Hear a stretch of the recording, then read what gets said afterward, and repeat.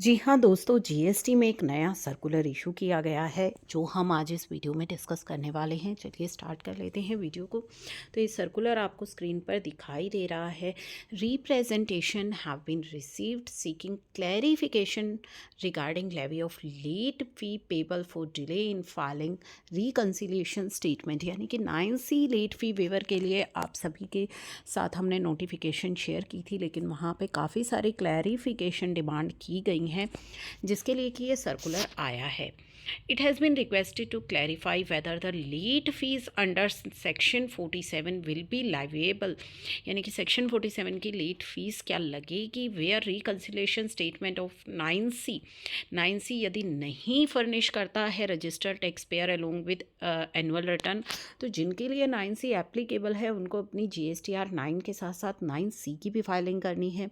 यदि आपने GSTR 9 तो फाइल कर दी लेकिन 9C फाइल नहीं करी तो क्या उस केस में लेट फीस एप्लीकेबल है? क्योंकि आमतौर पर ज़्यादातर व्यक्तियों को लगता है कि हमने 9 फाइल कर दी तो लेट फीस से हम बच गए, 9C हम बाद में फाइल कर देंगे। ठीक है, अगर आप फाइल कर रहे हैं in order to ensure the uniformity in implementation of provision of law को implement करने के लिए यहाँ पे कुछ चीज़ें बताई गई हैं।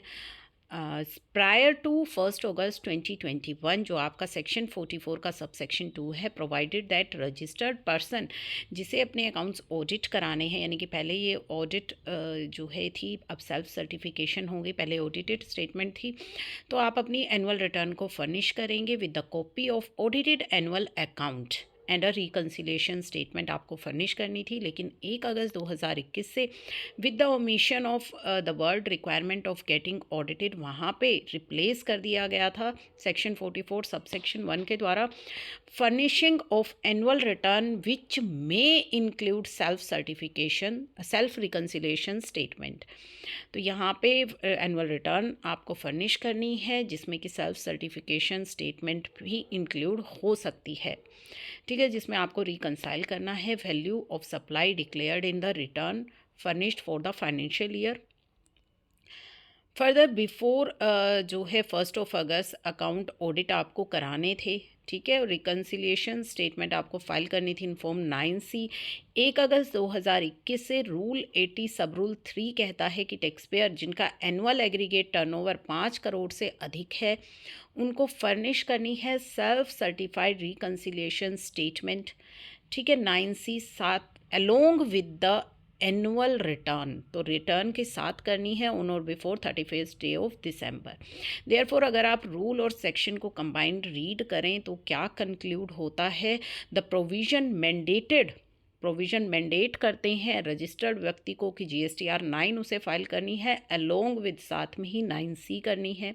ठीक है, जिसमें कि रिकन्सिलेशन आप दिखाते हैं। तो रिकन्सिलेशन फाइल कब होगी? If the aggregate value of turnover जो है किसी व्यक्ति का वो 5 करोड़ से अधिक होगा। सेक्शन 47 सबसेक्शन 2 बात करता है लेट फीस की। ठीक है, यदि आप सेक्शन 44 की जो रिटर्न है उसको लेट फाइल करते हैं,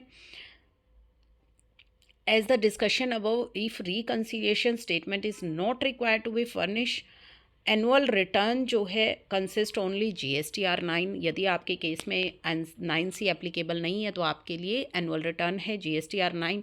एंड वेयर केसेस हैं जहाँ पे रिकन्सिलेशन स्टेटमेंट फर्निश करनी है तो annual return consist of GSTR 9 along with GSTR 9C।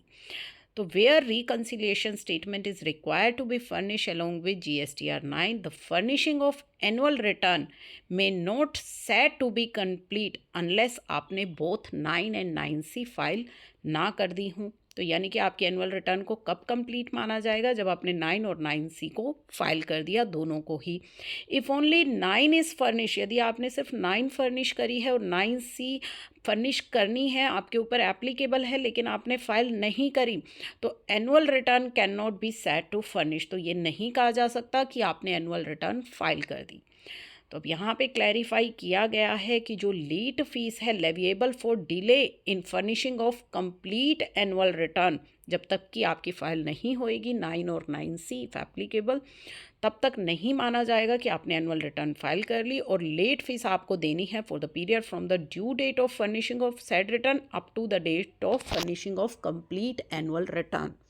तो ड्यू डेट से लेकर के और जब तक आप फर्निश कर रही हैं उस टाइम पीरियड की आपको लेट फीस पे करनी होगी। चाहे आप 9C को डिले कर रहे हैं तो भी मान लिया जाएगा एनुअल रिटर्न फाइल नहीं हुई है और आपको लेट फीस देनी है 9 और 9C। तो it is noted that late fees separately नहीं लगाई जाएगी 9 और 9C पे, बट कैलकुलेट की जाएगी ड्यू डेट ऑफ जो आपकी ड्यू डेट थी और वहाँ से लेकर के जब आप अपनी 9C फर्निश कर रहे हैं। अगर आपने 9 फर्निश कर दी, 9C फर्निश नहीं करी तो 9 कर दी हो भले ही, लेकिन जो ड्यू डेट थी वहाँ से 9C जब आप फर्निश कर रहे हैं तब तक के टाइम पीरियड की लेट फीस आपको देनी है।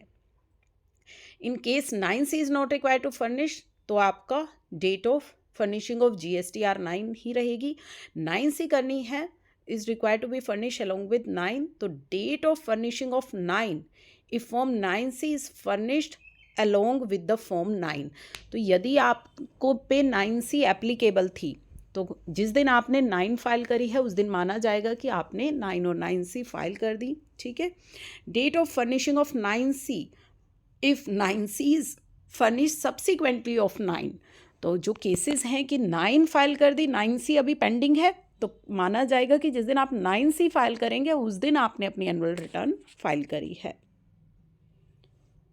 तो इट इज़ मैंशन दैट जो नोटिफिकेशन अभी आई है 23 जनवरी को, late fees in respect of delayed filing of complete annual return for financial year up to 22-23 waive कर दी गई है, which is in excess of late fees payable under section 47 subsection 2 up to the date of furnishing of return in form 9 of the said financial year if the reconciliation statement अगर आप file कर देते हैं 31 मार्च 2025 तक, तो जिस दिन तक आपने 9 फाइल करी है तब तक का ही कंसीडर कर लिया जाएगा।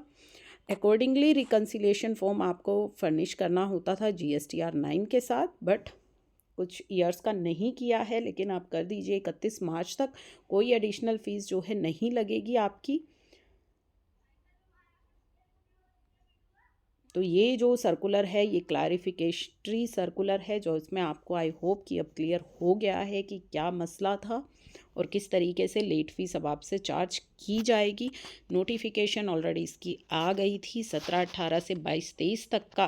अगर आपका 9C पेंडिंग है तो उसे फाइल कर दीजिए 31 मार्च 2025 तक, अदरवाइज़ अननेसेसरली आपको नोटिस फेस करने पड़ेंगे और बाद में चल करके आपको बहुत ज़्यादा प्रॉब्लम यहाँ पे आ जाएगी। 9C एप्लीकेबल उन्हीं टैक्स पेयर्स के लिए है जिनका एनुअल एग्रीगेट टर्नओवर 5 करोड़ से अधिक है, ठीक है, क्योंकि यहाँ पे अब ये मैंडेटरी क्लैरिफिकेशन हो गई है कि एनुअल रिटर्न का मतलब है 9 एंड 9C। तो 9 भर के आप पल्ला नहीं छुड़ा सकते, 9C की फाइलिंग आपको करनी है।